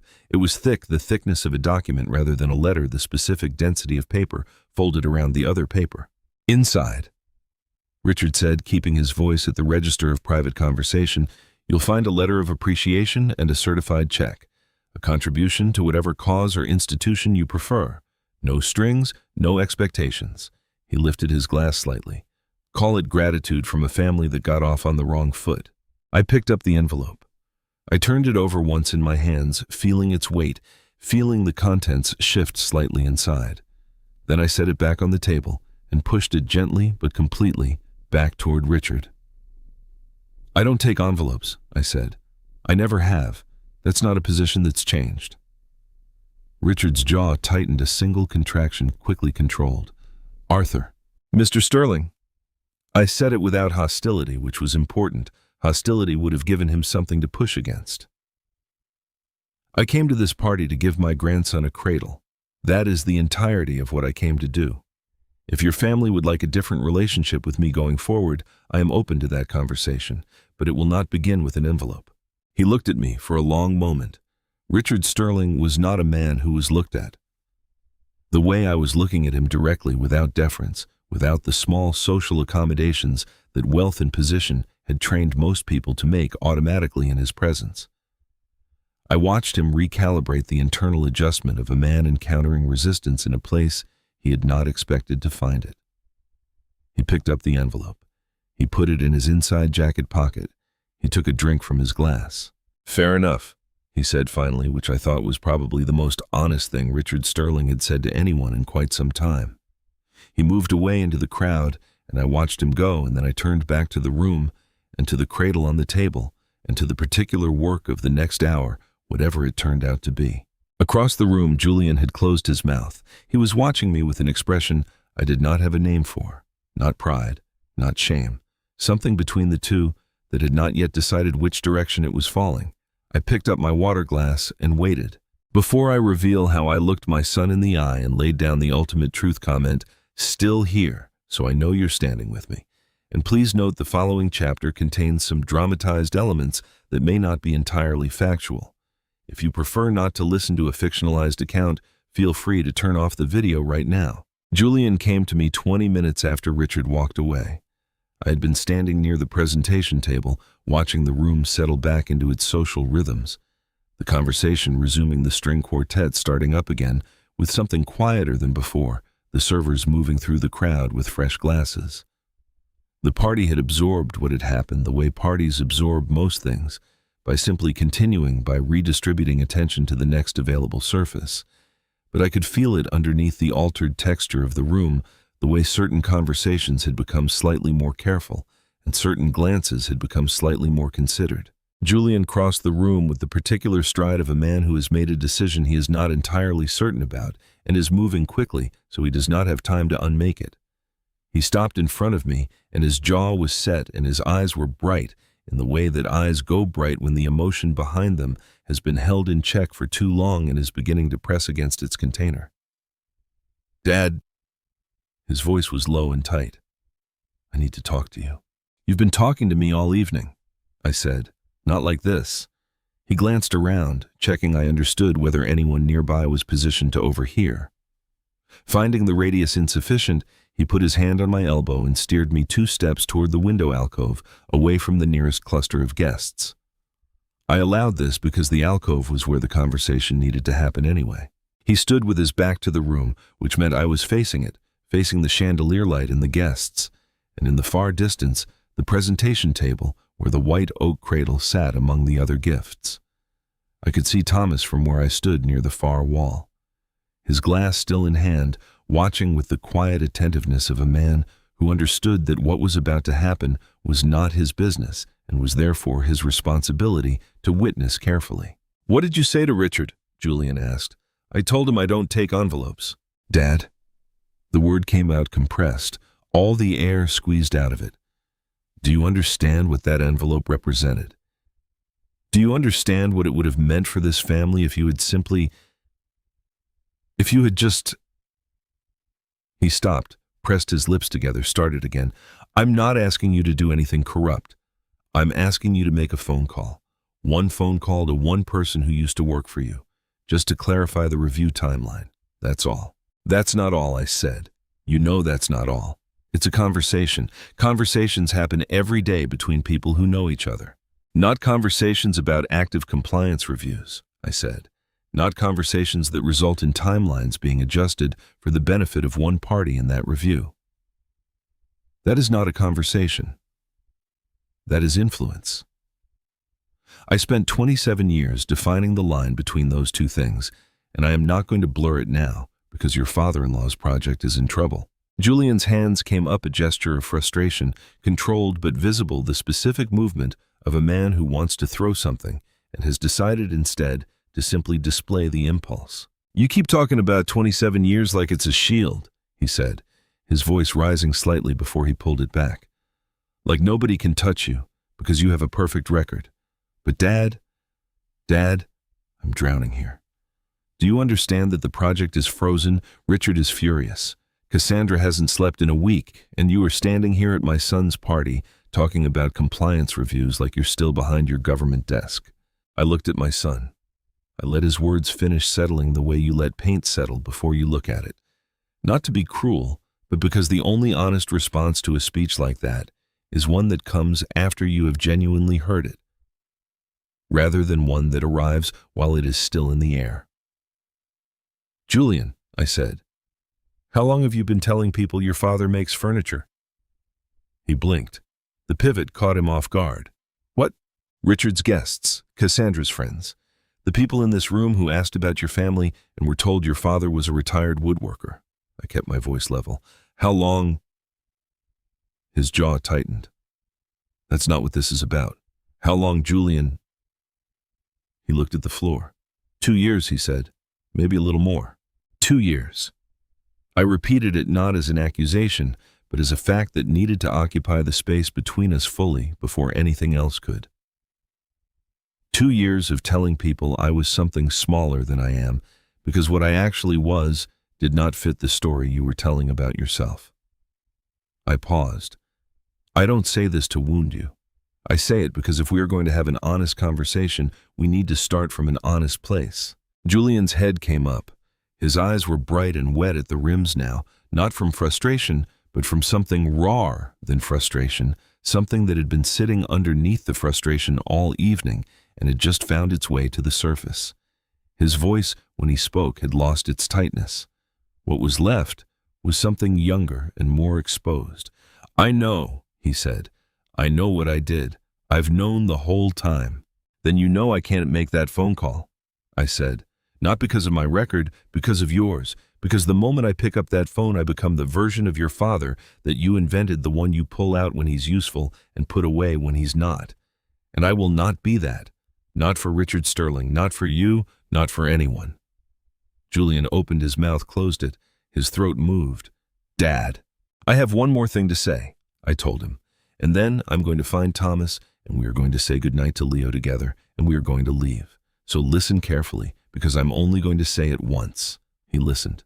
"The night you sent me that text message, the one telling me not to come to my own grandson's celebration because I would embarrass you, I sat in my workshop until 4 a.m. I did not call you. I did not drive to your house. I did not make a scene. I sent you a voicemail that said I understood, and I wished Leo a good day." I held his gaze without flinching and without any particular heat, because what I was saying did not require heat, it required only accuracy. From the moment I sent that voicemail, I have not had a son named Julian. What I have had is a situation involving a person I used to know very well, and I have been managing that situation as carefully as I know how.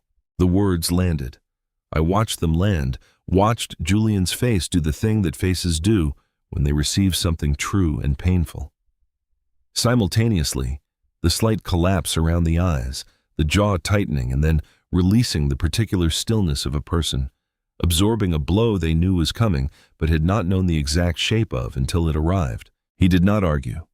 He did not deflect. He stood in the window alcove with the chandelier light catching the edges of his face, and he looked at me with an expression that was not anger and was not self-pity and was not the practiced social smoothness he had been wearing all evening. It was grief, plain and uncomplicated. The grief of a man who has just heard the exact cost of something he chose, stated without embellishment by the person who paid it. "I don't know how to fix this," he said finally. His voice was barely above a whisper. "No," I agreed.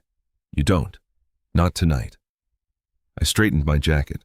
I looked across the room at Thomas, who met my eyes and set his glass down on the nearest surface with the quiet efficiency of a man who has been waiting for exactly this signal. "Good night, Julian," I said.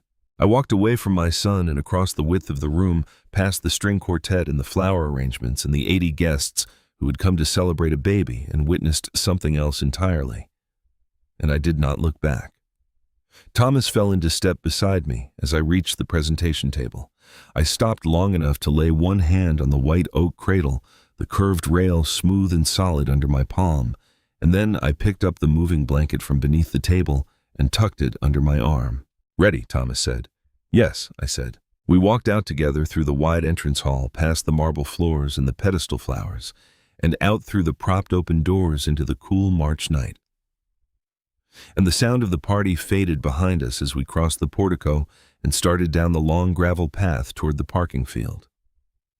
Above us, the Virginia sky was clear and very dark, with the particular density of a sky that has no city light close enough to soften it. And the stars were out in the way that stars are out in the country, not decorative, not atmospheric, just present, enormous and indifferent and entirely without opinion about anything that had just happened inside that house. I breathed the cold air and kept walking. 3 days after the party, Thomas called me at 7 o'clock in the morning while I was on my second cup of coffee and my first hour of work on a rocking chair commissioned by a retired school teacher in Staunton. "It's done," he said. I set down my coffee. "Walk me through it." "The department issued the formal stop work order yesterday afternoon. I signed it myself." He paused. "The documentation your former colleagues provided was thorough. The structural deficiencies in the north side expansion go back further than the current submission. There are compliance gaps in the foundation work from the original permit 2018. It was always going to come apart. We just now have the complete picture. Anyone push back?" Richard Sterling's attorney called my office twice. I returned neither call. Another pause shorter. "Arthur, this was going to happen regardless of Saturday night. The file was complete before you walked into that party. You didn't cause this." "I know," I said. "Thank you, Thomas." We said goodbye, and I hung up and stood in the workshop for a moment holding the phone. Outside, Dot's kitchen light was on across the yard, a small yellow square in the early morning gray. I thought about calling her. Instead, I went back to the rocking chair, picked up my spokes halve, and went back to work. The weeks that followed moved the way consequential things move, not dramatically, but with a kind of grinding inevitability, each development following from the last, the way joinery follows from good preparation. If you do the work correctly at the beginning and the pieces fit at the end, whether you were there to see it or not. Sterling Group's downtown expansion project was formally suspended in the second week of April. By May, 3 additional compliance issues had surfaced in 2 other Sterling properties currently under municipal review. Richard's attorneys filed for Chapter 11 bankruptcy protection, the reorganization option, not liquidation, which told me Richard still believed he could salvage something. But the filing triggered a cascade of creditor actions that made reorganization increasingly theoretical. Cassandra called me once in late April from a number I didn't recognize. She told me that she and Julian were separating. She said it the way people say things they have practiced saying evenly without visible seams, but I could hear underneath it the particular exhaustion of someone who has been holding a structure together past the point where holding it made sense and has finally put it down. "I'm sorry," I told her, and meant it, because whatever Julian had done and whatever her family had done, Cassandra was not a villain in this story. She was a woman who had married a man who wanted more than he was willing to earn honestly, and she had paid for that with something she would not get back. "Leo is with me," she said. "He's fine." "I know he's fine," I said. "He has you." She was quiet for a moment. "I don't know what comes next," she said finally. "Nobody does," I told her. "That's not a problem. That's just what next looks like before it happens." She said goodbye. I said goodbye. The line went quiet. The Julian situation resolved itself in the way that legal situations resolve themselves. When a man has signed documents he should not have signed and knew it when he signed them. His attorney negotiated a plea agreement. Julian cooperated with investigators, provided testimony regarding the specific submissions he had authorized, and in exchange received a reduced charge and a sentencing recommendation of 14 months in a minimum security facility in Chesterfield County, with eligibility for early release after 8. I learned the details from Thomas, who had followed the proceedings through professional channels. Julian did not call me. I did not call him. There was nothing to say, that had not already been said in a window alcove at a party in Henrico County on a March Saturday night, and we both understood that. What I did the week after Julian's plea was entered was drive to Charlottesville. I went to the storage unit where Julian had kept boxes from his college apartment, the unit he had never cleaned out that he had been paying $40 a month to maintain for 15 years out of what I could only assume was the same reluctance that keeps most of us from finishing things we started in our 20s. I had a key because Julian had given me one years ago for emergencies and never asked for it back. I found what I was looking for in the third box from the back, a wooden crate Julian had used as a bookshelf in his dorm room. Rough pine, the boards uneven, held together with wood screws driven at angles that told me they had been driven by someone who had not yet learned to pre-drill. On the bottom of the crate, burned into the wood with what must have been a soldering iron, borrowed from somewhere in the uneven lettering of a 19-year-old who had decided the thing needed a mark of some kind. J. Miller, 2005. I carried it to the truck. I drove home. I set it on the workbench and looked at it for a long time. The crooked screws, the uneven boards, the burned initials. The same hands that had made this had made the pine box at 8 years old, the same hands that had signed the Sterling submissions. Hands could make things, and hands could ruin things, and sometimes they did both in the same lifetime. And what you did with that knowledge was the only question that mattered. I set the crate on the shelf above the workbench next to the spokes halve and the card scrapers and went back to the rocking chair. The lawyer's name was Patricia Okafor. Young, precise, with the careful manner of someone who had learned early that her job was to deliver difficult information clearly and then get out of the way of whatever the information produced. She arrived on a Tuesday morning in early October, parked her gray Civic on the gravel, and knocked twice before I had the door fully open. She carried a single folder and nothing else. "Mr. Miller," she said, "I represent Cassandra Sterling Miller. She's asked me to discuss Leo's care arrangement." I made coffee. She sat on the stool by the workbench and explained the situation in the direct, organized way of someone who had rehearsed the explanation to make it as painless as possible without making it dishonest. Cassandra's financial situation had deteriorated significantly since Richard's Chapter 11 filing. Her personal assets had been partially encumbered by creditor actions connected to the Sterling Group collapse. She was restructuring, she was working, she was not without resources, but providing the level of stability that Leo needed while managing what she was managing had become, in her attorney's careful language, a coordination challenge she was not currently equipped to resolve alone. She wanted Arthur to take Leo, not permanently, not yet, not with that word, but under a temporary guardianship arrangement that Cassandra would voluntarily execute, transferring legal decision-making authority for Leo's day-to-day care to me while she stabilized her situation. Under Virginia law, a grandparent could petition for temporary guardianship when a parent voluntarily consented. The court would review the arrangement, assess the proposed guardian's fitness, and issue an order if satisfied. Patricia estimated 3 weeks from filing to approval, assuming no complications. "She chose you specifically," Patricia said over her coffee. She said, and I am quoting her directly, that you were the only person in Leo's life she trusted to want nothing from him except for him to be fine. I sat with that for a moment. "Tell Cassandra yes," I said.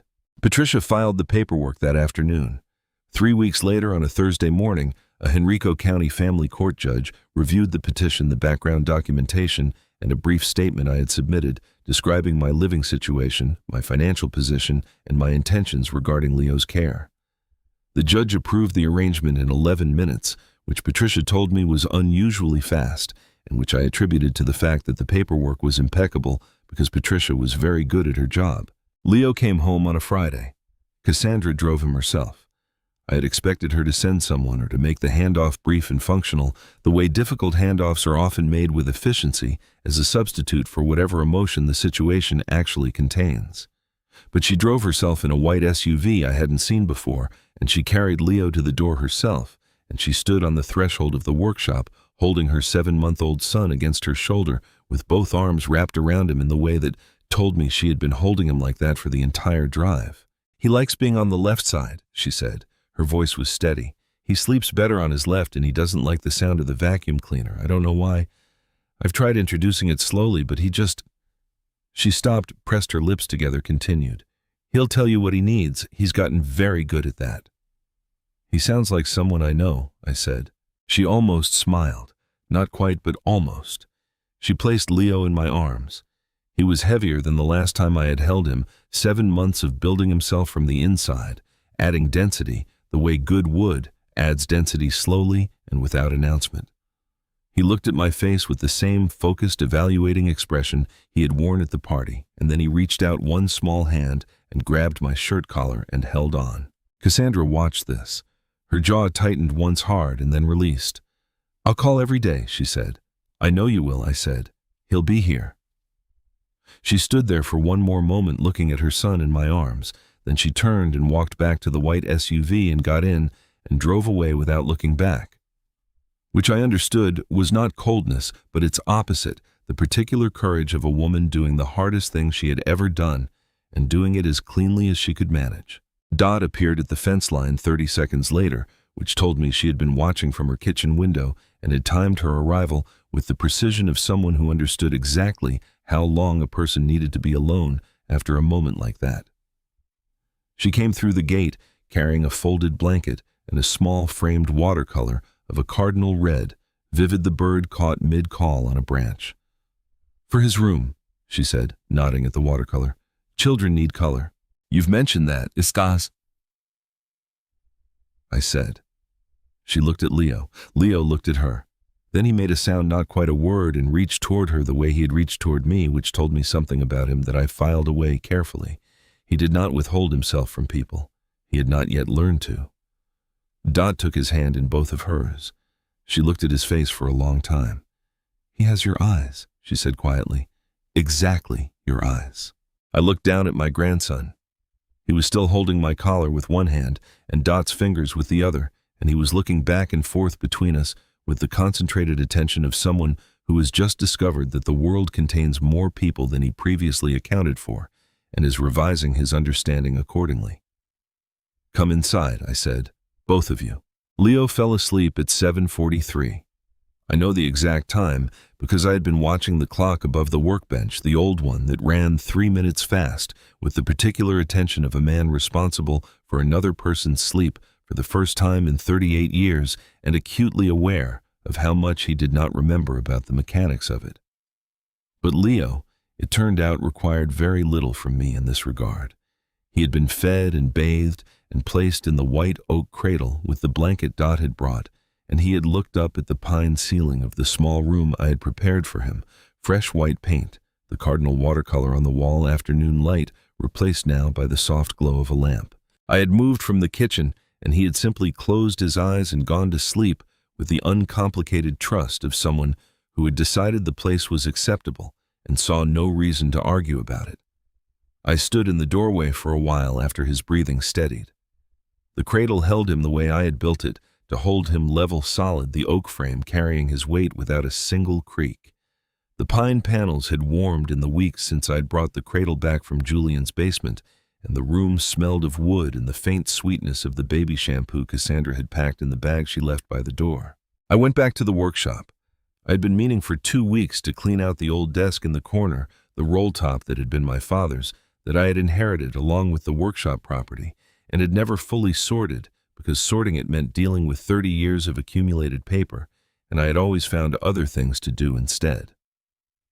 But Leo's arrival had made the desk's corner the obvious place for the small changing table I had built over the past 3 days, and the desk needed to move, and moving it meant finally opening the drawers.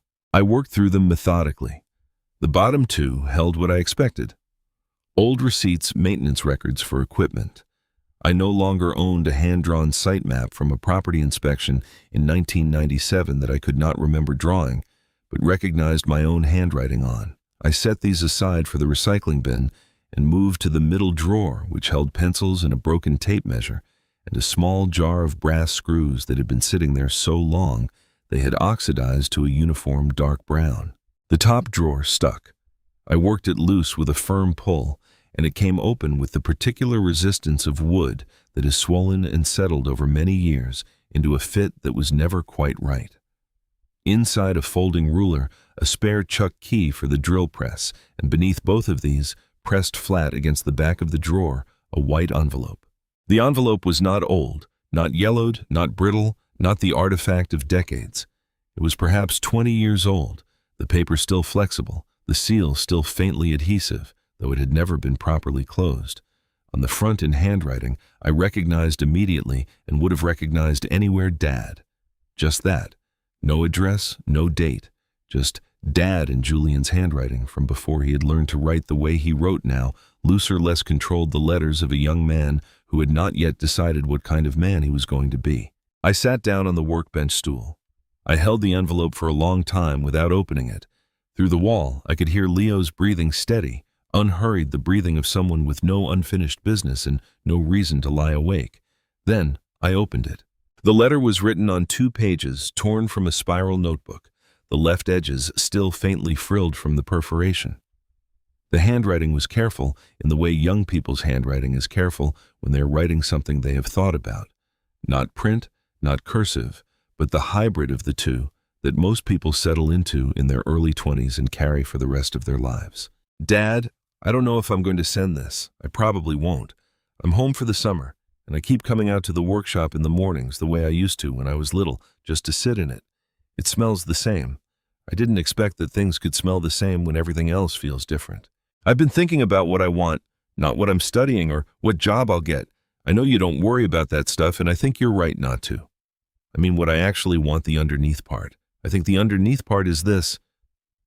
I want to be someone you can point to. Not because of you, I know you'd never point to anyone, but I want to be the kind of person who deserves to be pointed to. I want to walk into a room and have it mean something. I'm not sure I know how to do that yet. I'm not sure the thing I'm studying gets me there. But I wanted to write it down somewhere because writing it down makes it feel like a promise instead of just a thought. I'll figure it out, I think. I just wanted you to know I'm trying. Love, Julian. I read it twice. The second time more slowly than the first, the way you read something when the first reading has told you that the words deserve more than one pass. From the room next door, Leo made a small sound, not distress, just the sound of a sleeping person shifting, resettling, finding the next position. The cradle creaked once lightly and went quiet. I had built it to last. It was lasting. I folded the letter along its original creases and held it in both hands. I carried the letter into Leo's room. The lamp was low and warm. Leo was on his left side, one small fist curled near his chin, his breathing the slow and absolute breathing of someone with no unfinished business. The white oak cradle held him without a sound. I lifted the edge of Dot's blanket, soft, worn at the corners, the way things get when they have been genuinely used, and placed the folded letter underneath it at the foot of the cradle where the pine panels curved upward and the wood was warmest from his body heat. I was not forgiving Julian. Forgiveness is not a moment. It is a direction. You do not arrive at it. You simply keep moving toward it one day at a time, and the only thing that matters is that you have not stopped moving. What I was doing was simpler. I was giving Leo the letter because he deserved to know that his father at 20 had wanted to be good. The letter had never truly been addressed to me. It belonged here now in the place where his grandfather had tried to give him the safest possible beginning. I tucked the blanket back. Leo did not stir. The weeks that followed were the simplest I had known in years. Leo woke at 6 o'clock, and I woke with him. We sat in the workshop in the early mornings, his milk warming on the stove, mine black, while I worked, and he watched from his bouncing chair with the focused attention of someone filing things away for later. One evening in November, I was finishing the Staunton rocking chair when Leo pulled himself to standing for the first time, gripping the workbench leg and looking up at me with pure astonishment. "Well?" I said. "There you go." He sat down hard on the concrete and looked at the ceiling and then at me, and his face broke into the widest, most unguided smile I had seen from another person in longer than I could measure. I set down the sandpaper. I picked him up. That night after Leo was asleep, I went back to the workshop. I picked up the smoothing plane, the same one I had set down the morning I finished the cradle 9 months and a lifetime ago, and I went back to work. Not because anything needed finishing, because the work was there and my hands knew what to do with it, and sometimes That is enough. The workshop smelled of pine and linseed oil, and the faint warmth of a sleeping child coming through the wall. I worked until midnight. Then I set the plane down, turned off the bench light, and stood in the dark for a moment listening. From the next room, Leo's breathing slow, even untroubled. The cradle did not creak. I had built it to last. It was lasting. I turned off the last light and went to bed, and for the first time in longer than I could measure, the house felt exactly the right size. I have thought a lot about what this story taught me. Not about justice, not about what I was owed, but about what happens when a man spends so long being invisible that the people closest to him forget he exists, and what happens when that invisibility suddenly ends. If I could say one thing to anyone watching this, don't do what I did. Don't spend decades swallowing your worth to keep the peace. Don't wait for a magazine cover to prove your value to someone who should have seen it all along. The people who truly love you shouldn't need evidence. I believe, and I say this having lived long enough to mean it, that God doesn't waste a quiet life. Every year I spent in that workshop, every piece of wood I shaped, every silent morning with my coffee and my tools was building something. I just didn't know yet what it was building toward. In the end, family justice isn't always loud. Sometimes it arrives slowly, the way good wood cures, without announcement, without drama, simply becoming what it was always meant to be. These revenge stories about family often end in fire. Mine ended with a child asleep in a cradle I built with my own hands. If this story stayed with you, leave a comment below. I'd love to know what you would have done differently. Share this with someone who needs to hear it, and subscribe so you never miss what comes next. Thank you for staying with me until the very end. Some stories ahead contain fictional elements created for the purpose of reflection and life lessons. If that's not for you, no hard feelings. Find what speaks to your heart instead.